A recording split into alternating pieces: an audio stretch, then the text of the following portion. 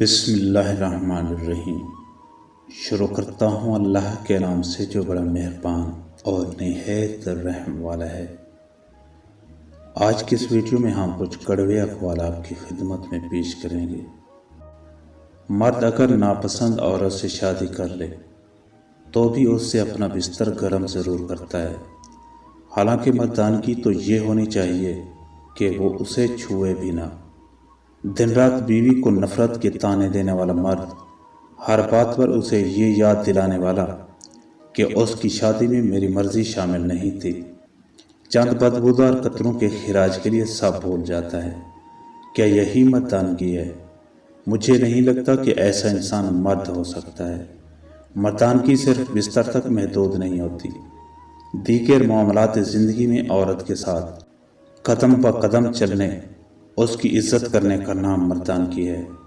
اگر مردانگی صرف جنسی تعلق کا نام ہے تو کتا مردانگی کی اعلیٰ مثال ہے، جو جنسی اختلاط کرنے کے لیے مخالف جنس کے پیچھے بھاگتا رہتا ہے۔ مردانگی رشتوں کو نبھانے میں ہے، برداشت کرنے اور سہنے میں ہے۔ بہترین مرد وہی ہے جو گھریلو زندگی میں حسن سلوک اور محبت و برداشت کا مظاہرہ کرے، ورنہ مرد ہونے کا زام نہ دکھائے، کیونکہ اگر اس کی خانہ زندگی محض بستر تک محدود ہے تو اسے مرد کہلانے کا حق تو دور، انسان کہلانے کا بھی حق نہیں۔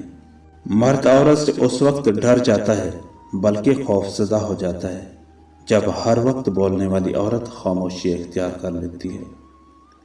کچھ رنگ بہت خوبصورت ہوتے ہیں، جیسے مہندی، کاجل، مسکراہٹ کا رنگ، جیسے ہاتھ کا لمس اور من چاہے شخص سے بات کرنے کا رنگ، اور کچھ لوگ کلر بلائنڈ رہتے ہیں ہمیشہ۔